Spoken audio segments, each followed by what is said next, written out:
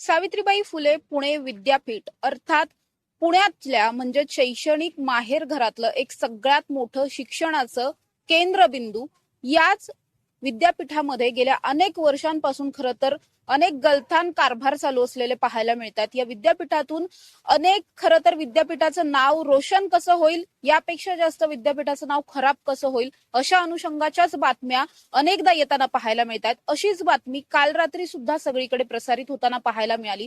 पुणे विद्यापीठामधल्या एका गर्ल्स हॉस्टेलमध्ये मुलींचं जे वसतिगृह आहे त्या ठिकाणी दारूच्या बाटल्या आणि सिगारेटच्या बॉक्सचा अक्षरशः खच पाहायला मिळाला। हे सगळेच फोटो काल रात्री व्हायरल झाले। त्यानंतर या संदर्भातलाच हा नेमका विषय काय आहे ते जाणून घेण्यासाठी मी आता पुणे विद्यापीठामध्ये आलेली आहे। माझ्या बरोबर खरं तर ही घटना ज्या मुलीने समोर आणली ती स्वतः ती विद्यार्थिनी सुद्धा आहेत आणि विद्यार्थी प्रतिनिधी म्हणून सुद्धा खरं तर अनेक तरुणाई माझ्या बरोबर या ठिकाणी जोडली गेली आहे। सगळ्यात पहिल्यांदा हा नेमका विषय काय होता हे पहिल्यांदा एक थोडक्यात आपण जाणून घेणार आहोत। तुझं नाव काय आणि नेमका हा विषय काय होता? नमस्कार, दत्तू वडकर पाटील, सचिव अखिल भारतीय विद्यार्थी परिषद पुणे विद्यापीठ। पुणे विद्यापीठामध्ये मुलींच्या वसतिगृहामध्ये डिसेंबर 2024 मध्ये एका विद्यार्थिनीवरती रॅगिंगचा प्रकार होतो। खरं तर त्या विद्यार्थिनीच्या रूममध्ये ज्या विद्यार्थिनी राहतात त्या परराज्यातून आलेल्या आहे। परराज्यातून आल्यानंतर त्या ठिकाणी त्यांनी दारू पिऊन तिला टॉर्चर करण्याचा प्रयत्न केला, मानसिकरित्या शारीरिकरित्या छळ करण्याचा प्रयत्न केला। तिला बळजबरीने दारू पाजून एक व्हिडिओ शूट करण्यात आला आणि तिला धमकी देण्यात आली की तू जर इथून पुढे आमची कंप्लेंट वसतिगृह प्रशासनाकडे केली तर आम्ही तुझा व्हिडिओ व्हायरल करू। तिला अशी धमकी देण्यात आली। त्यानंतर संबंधित विद्यार्थिनीने वसतिगृहाच्या ज्या काही रेक्टर आहे तलत प्रवीण यांच्याकडे रीतसर तक्रार केली, परंतु तलत प्रवीण मॅडमने सुद्धा हे प्रकरण पाठीशी घालण्याचा प्रयत्न केला। या उलट वसतिगृह प्रशासनामध्ये वसतिगृहाच्या आवारामध्ये मुलींच्या कोणत्याही पुरुष अधिकाऱ्याला येण्याची परवानगी नसताना सुद्धा त्यांनी त्यांच्या एका सहकारी प्राध्यापकाला मध्ये आणून त्या विद्यार्थिनीवरती दबाव आणण्याचा प्रयत्न केला। त्यानंतर त्या विद्यार्थिनीने वसतिगृह प्रमुख जे असतील त्यांच्याकडे असेल, कुलगुरूंकडे असेल आणि रजिस्ट्रार मॅडमकडे असेल तक्रार केली, परंतु त्यानंतर 4 मीटिंग लागल्या। 4 मीटिंग मध्ये कोणत्याही ठोस पुरावा त्या ठिकाणी निघाला नाही।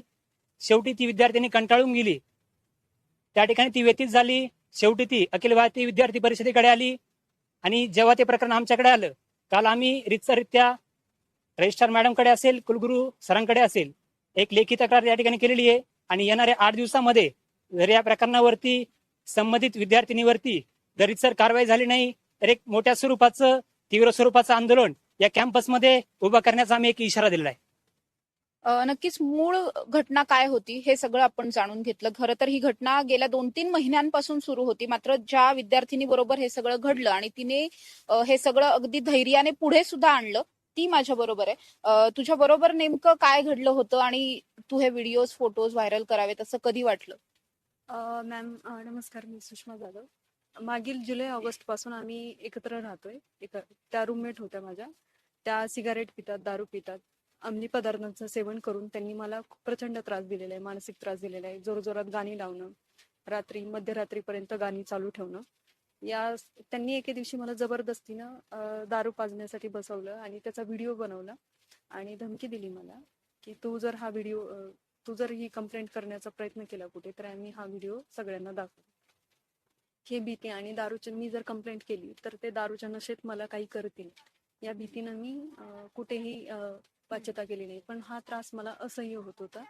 मागील 3-4 महिन्यांपासून मी विद्यापीठाच्या हेल्थ सेंटरमध्ये यासाठी माझा अर्ध डोकेदुखीचा त्रास चालू झालाय, मला मायग्रेन होतोय, तर त्याचे उपचार घेते मी। त्यांना खूप वेळ समजावलं मी, पण ते काय ऐकण्याच्या मनस्थितीत नाही। त्यांना ती सवय झालेली, ते त्याशिवाय राहू शकत नाही।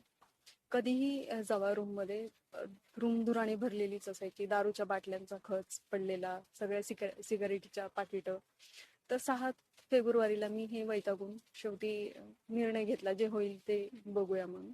मी कविता शिंदे मॅडमला कॉल केला, त्यांना कॉल करून रूममध्ये बोलवलं। त्या एका सिक्युरिटी गार्डला घेऊन आल्या आणि त्यांनी ते सिगारेटीची पाकिट आणि दारूच्या बाटल्या असं 2 बॅगा भरून त्यांनी जप्त केलं ते आणि ऑफिसमध्ये ठेवलं. मी तलत प्रवीण मॅमकडे याची रीतसर लेखी तक्रार दिली. त्यानंतरही त्या मुलींवर कोणती ऍक्शन घेतलेली नाहीये. त्या हॉस्टेलमध्येच राहतात. त्यांना रूम चेंज करून देण्याऐवजी मलाच रूम चेंज करून दिली आणि तेही सोबतच राहावं लागलं असतं मला आतापर्यंत. पण मी कुलसचिव मॅडमकडे जवळपास 12 दिवसांनी मी गेले 17 फेब्रुवारीला. त्यांना अर्ज लिहून दिला आणि तेव्हा कुठे मला ती बाजूला त्यांनी रूम दिली. दुसऱ्या रूम मध्ये शिफ्ट केलं. या किती मुली आहेत अंदाजे तुझ्या बरोबर राहणाऱ्या? 5 मुली आहेत. आणि काय शिकतात वगैरे इकडे? त्या इथे वुमेन अँड जेंडर स्टडीजला आहेत. एक नागपूरहून आलेली मुलगी आहे आणि बाकीच्या परप्रांतीय आहेत. एक बिहार पाटण्याची आहे, एक दिल्लीवरून आणि 2 मुली पश्चिम बंगालमधून आहेत, कलकत्त्याच्या आहेत. या मुली जेव्हा केव्हा या दारूच्या बाटल्या सिगारेट वगैरे घेऊन यायच्या, कधी हॉस्टेलचं चेकिंग वगैरे असं काही होत नाही, फक्त बायोमेट्रिक करून मध्ये पाठवलं जातं. त्या स्वतःच घेऊन आलेल्या आहेत एवढ्या सर्व बॉटल. किंवा एक रेक्टरचा राऊंड वगैरे असं काही होत नाही? राऊंड फक्त नॉर्मल झाल्यासारखं, पण मध्ये येऊन एवढं चेकिंग वगैरे असं काही नाही. आणि एक वेळेस फक्त आले होते, पण ते असं कधीच रूम मध्ये आले नाहीत किंवा त्यांनी बघितलं नाही. मी जेव्हा कॉल केला तेव्हाच त्यांनी येऊन प्रत्यक्ष पाहणी करून ते जप्त केलं. तू ही तक्रार दिल्याच्या नंतर या मुलींना कुणी ओरडलं किंवा त्यांना काही समज वगैरे दिली? 6 फेब्रुवारीला दिली होती, परंतु त्यानंतरही त्यांच्यामध्ये काय बदल झाला नाही. 12 फेब्रुवारी रोजी त्यांनी मला पुन्हा धमकी दिली की तू कंप्लेंट का केलीस, आता आम्ही तुला सोडणार नाहीत, आणि गलीची शिवीगाळ केली त्यांनी. 12 तारखेपासून जवळपास मला रूम चेंज करून देईपर्यंत त्यांनी मला झोपू दिलं नाही. रात्री अश्लील गाणी लावणं, शिवीगाळ करणं, जोर जोरात गप्पा मारणं, त्यांनी मला झोपूच दिलं नाही त्या दरम्यान. या मुलींचा त्रास बाजूच्या रूम मधल्या वगैरे मुलींनाही होत असेल? नाही, फक्त रूम मध्ये मला त्रास देत होत्या. पण बिल्डिंग मध्ये खूप साऱ्या मुली स्मोकिंग वगैरे करतात, पण ते भीतीने कुठेही काही बोलत नाही की पुढे चालून त्यांना त्रास होईल म्हणून कोणी समोर येऊन काही बोलत नाही. खरं तर हे सगळंच प्रकरण खूप जास्त धक्कादायक आहे. मात्र जितकं धक्कादायक हे प्रकरण आहे, या प्रकरणामुळे उपस्थित झालेले प्रश्न हे त्यापेक्षाही जास्त गंभीर असलेले पाहायला मिळतात. खरं तर पुणे विद्यापीठ हे विद्येचं माहेरघर असलेल्या ठिकाणचं एक सगळ्यात मोठं विद्यापीठ आहे. सावित्रीबाई फुलेंचं नाव दिलेलं आहे आणि असं सगळं असताना सुद्धा याच विद्यापीठामध्ये या आधी सुद्धा अनेकदा अंमली पदार्थ सापडलेले आहेत. गांजा असेल, कोकेन असेल, ड्रग्सचे वेगवेगळे प्रकार आहेत, दारूच्या बाटल्या आणि सिगारेट वगैरे. हे तर आता पुणे विद्यापीठासाठी मला वाटतंय नॉर्मल झालंय. पण हे कुठेतरी बॉईज हॉस्टेल पर्यंत लिमिटेड होतं, ते आता गर्ल्स हॉस्टेल पर्यंत सुद्धा पसरलंय. महिला सुरक्षेच्या दृष्टिकोनातून अनेक प्रश्न, यामुळे गंभीर प्रश्न निर्माण झालेले आहेत. कारण विद्यापीठात जर आपण पाहिलं तर रात्री 10, 11, 11:30 पर्यंत विद्यार्थिनींची रेलचेल असते आणि जर अशा पद्धतीने व्यसनांचं सेवन होत असेल तर या विद्यार्थिनींच्या किंवा विद्यार्थ्यांच्या सुद्धा, केवळ मुलींच्याच असं नाही पण मुलांच्या सुद्धा सुरक्षेचा प्रश्न खूप जास्त गंभीर होताना दिसतोय. काय वाटतं या सगळ्यावरतीच? तू असा कधी अनुभव घेतलाय का, किंवा विद्यापीठात एकंदरीत काय चालतं, तुम्ही ते राहत असल्यामुळे तुम्हाला माहिती असेल? मला वाटतं महिला सुरक्षा हा सर्वात मोठा मुद्दा राहिलेला आहे. आणि म्हणजे ओव्हरऑल विद्यापीठ तर आता पुढे घटना आली किंवा ही मुलगी समोर आली म्हणून आपल्याला ते कळलं. या व्यतिरिक्त पण मुली काही असतील त्या समोर येत नाहीयेत. कशामुळे? तर याच धाकामुळे किंवा या सगळ्या गोष्टींमुळे. मला असं वाटतं की आपण इथं शिकायसाठी येतो. ऑक्सफर्ड ऑफ द ईस्टचा दर्जा विद्यापीठाला दिला गेलेला आहे आणि त्याच्यामध्ये एखादी मुलगी सांगते, एखादी मुलगी रेक्टरकडे कंप्लेंट करते, परंतु ते रेक्टर त्याच्यावर काहीच ऍक्शन घ्यायला तयार नाहीयेत. मग प्रशासन विद्यापीठाचं झोपलेलं आहे का याच्यामध्ये? मला हा प्रश्न पडतो. आणि जर मुली इथं सुरक्षित नसतील तर मग आपण जसं पुण्याला विद्येचं माहेरघर म्हणतो, मला वाटतं हे हळूहळू नशेचं माहेरघर होतंय थोडक्यात. म्हणजे वेळ नाही लागणार. तुम्ही जसं म्हटलात आता की बॉईज हॉस्टेल पर्यंत आतापर्यंत या मर्यादित होत्या आणि आता ह्या गर्ल्स हॉस्टेल पर्यंत पण आलेल्या गोष्टी आहेत. त्याच्यामुळं हे कुठेतरी थांबायला पाहिजे. या मुलीला न्याय मिळायला पाहिजे. जर तिला न्याय नाही मिळाला तर आम्ही अखिल भारतीय विद्यार्थी परिषदेतर्फे आम्ही इथं तीव्र स्वरूपाचं आंदोलन करू. तिला नक्कीच, आणि त्या मुलींची हक्कलपट्टी 100% झाली पाहिजे. या कॅम्पसमध्ये त्यांना कुठलाही थारा देण्याचं काम या प्रशासनाने केलं नाही पाहिजे. या आधीही काही विषय विद्यापीठामध्ये झालेले आहेत. 4-5 महिन्यापूर्वी विद्यापीठांमध्ये गांजा सापडतो, दारूच्या बाटल्या सापडतात, अशा सगळ्या गोष्टी होतात. आपण म्हणतो विद्येचं म्हणजे शिकायच्या व्यतिरिक्त, म्हणजे शिक्षणाच्या समस्यांव्यतिरिक्त त्या तर सुटतच नाहीत विद्यापीठाकडून, पण त्या व्यतिरिक्त सगळ्या गोष्टी चालतात तिथं. म्हणजे तिथं कारवाई केली जाते, जिथं कारवाई करायला पाहिजे तिथं कारवाई होत नाही. त्याच्यामुळं हिला न्याय मिळालाच पाहिजे 100%, असं माझं मत. पुणे विद्यापीठामध्ये ऍडमिशन मिळण्यासाठी खरं तर अनेक जण अनेक ठिकाणहून प्रयत्न करत असतात. अगदी इंटरनॅशनल लेवलचे सुद्धा स्टुडंट, परदेशातून आलेले सुद्धा स्टुडंट या विद्यापीठामध्ये ऍडमिशन मिळावं यासाठी अनेकदा प्रयत्न करत असतात आणि ते सगळे कुठेतरी शिकायला इथे येतात. इथे आल्यानंतर मात्र आता काय पाहायला मिळतंय तर पुणे विद्यापीठ हे व्यसनांचा अड्डा बनलंय की काय असं समजतंय. गेटवरती कधी ड्रग्ज सापडतात, कधी कुठे गांजा सापडतो, मुलांकडे सापडतो. कुठेतरी विद्यापीठाच्या आडून नशेचे धंदे उभे केले जात आहेत असं वाटतं. सगळ्यात आधी थोर समाजसुधारक आणि क्रांतिकारक अशा सावित्रीबाई फुलेचं नाव या विद्यापीठाला आहे आणि त्याच्यात असा ढिसाळ कारभार चालणं आणि विद्यार्थिनींच्या विषयात इतके गंभीर गोष्टी होणं हे म्हणजे विद्यापीठ प्रशासनाच्या पूर्ण सिस्टीमचं दुर्दैव आहे. दुसरी गोष्ट, रेक्टर कविता शिंदे, दुसऱ्या डिपार्टमेंट ऑफ पालीच्या ज्या हेड आहेत तहलत प्रवीण, ह्यांना या गोष्टी माहिती होत्या तरी ह्या काय करत होत्या. तिसरी गोष्ट, जर विद्यापीठाला ही 2 महिने आधी सुद्धा सांगून विद्यापीठ काही करत नाहीये तर मग विद्यार्थी परिषद तर शांत बसणारच नाही. विद्यार्थी परिषद अशा गोष्टी खपवून घेणार नाही आणि खूप मोठं आंदोलन आम्ही या ठिकाणी उभं करू. पुण्यात तर ह्या नशेच्या विषयात खूप गंभीर गोष्टी होतातच, पण आता विद्यापीठात मुलांच्या हॉस्टेलला झाले, पण आता मुलींच्या हॉस्टेलला पण असे विषय होतात. खूप मोठा प्रश्नचिन्ह विद्यार्थिनींच्या सुरक्षेवर आहे. आणि जर असं असेल तर मला वाटत नाही की कोणत्या पालकांना मुलींचं ऍडमिशन इथे घ्यायला आवडेल. आणि याच्याचमुळे विद्यापीठ सतत रडत असतं की विद्यापीठाची रँकिंग खाली झाली आहे. तर ही सगळी जी सिस्टीम आहे, या सगळ्या गोष्टी आहेत, त्याच्यामुळेच विद्यापीठाची रँकिंग खाली झाली आहे आणि ती अजून खाली जाईल. आणि त्या विषयात जर विद्यापीठ काही करत नसेल तर हे आपल्या सिस्टीमचंच दुर्दैव आहे की आपण महिलांची सुरक्षा करू शकत नाही आणि आपली सिस्टीम काहीच नाही, त्यापुढे शून्य आहे आपली सिस्टीम. आणि हे जे रेक्टर आणि हे जे पैसे खातात, हे जे पगार घेतात विद्यार्थिनींच्या फी मधनं त्यांचा जो पगार जातो, हे ते काय करतात. रोज चेकिंग होत नाही हॉस्टेलला. बायोमेट्रिक मुली बायोमेट्रिक करतात, काही निघून पण जातात, त्या पण बघत नाही, राऊंड टाकत नाही. आणि आत एवढ्या सगळ्या गोष्टी भेटणं, दारूच्या बॉटल्स असतील, सिगरेट्स असतील, अजून काही गांजा असेल, अजून वेगळ्या गोष्टी असतील सापडल्या तर पण रेक्टर काय करताय ह्या विषयात. हॉस्टेल इन्चार्ज काय करताय. मग हे फक्त पगार खाण्याचंच काम करताय का. मग हे तर एक करप्शनच झालं एक प्रकारचं. मग तुम्ही करताय काय. मग तुम्ही सोडून द्या तुमची पोस्ट, नाही तुम्हाला जमत आहे तर. मग विद्यापीठाने ह्याच्यावर ठोस कारवाई नाही केली तर मग आम्ही करू आंदोलन, असं आहे.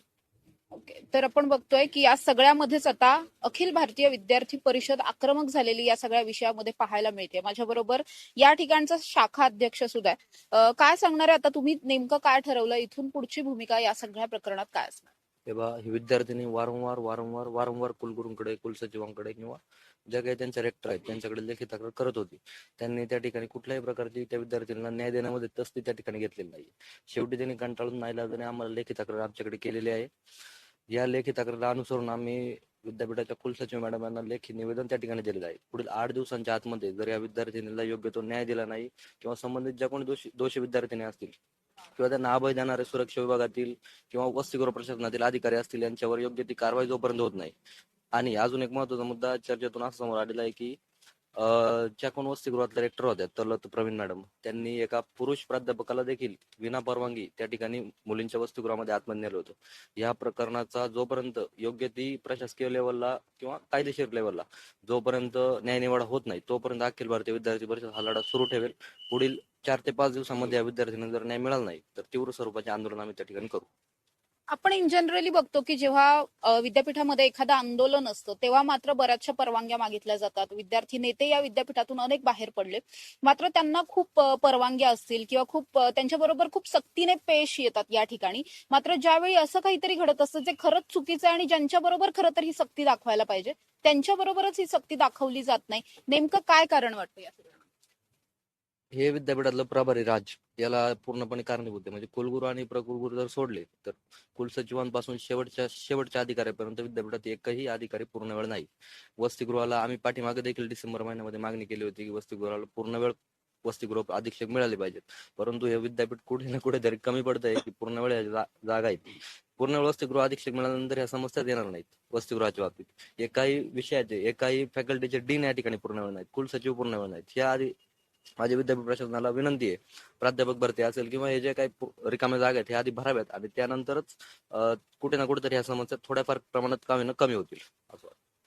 नक्कीच आपण बघतोय की काल खरं तर हे सगळं प्रकरण समोर आलं, मात्र ही घटना कालची नसून ही घटना जवळपास जसं या विद्यार्थिनीने सांगितलं त्या पद्धतीने नोव्हेंबर डिसेंबर पासून सुरू असलेला हा सगळाच प्रकार होता. आणि इन जनरल केवळ या विद्यार्थिनी बरोबर घडलेलीच घटना नाही, तर गर्ल्स हॉस्टेलमध्ये सर्रासपणे दारू सिगारेट हे प्यायलं जातं. केवळ एका रूम मध्ये नाही तर अनेक ठिकाणी अशा घटना घडत असतील. अर्थात यामध्ये मुलींनी दारू प्यायची नाही का किंवा मुलांनीच दारू प्यायची का वगैरे हा सगळा मुद्दाच नाहीये. मुळात गर्ल्स हॉस्टेल असेल किंवा बॉईज हॉस्टेल असेल, दारू पिणं शैक्षणिक संस्थेमध्ये बसून तुम्ही दारू पिताय ही गोष्टच मुळात चुकीची आहे. त्यामुळे या सगळ्याच प्रकरणावरती आता हे सगळे विद्यार्थी सुद्धा आक्रमक झालेले पाहायला मिळतात. विशेष म्हणजे याच सावित्रीबाई फुले पुणे विद्यापीठामध्ये एका अश्लील गाण्याचं एका रॅप सॉंगचं शूटिंग झालं होतं. माझ्या मागे आता जी इमारत दिसते त्याच इमारतीमध्ये हे सगळं शूटिंग झालं होतं. त्यावेळी सुद्धा काही हत्यारं असतील, दारूच्या बाटल्या असतील किंवा टेबलवरती पाय ठेवून हे सगळं शूट करण्यात आलं होतं. त्यावेळी सुद्धा अशाच पद्धतीने मोठमोठी आंदोलनं झाली होती.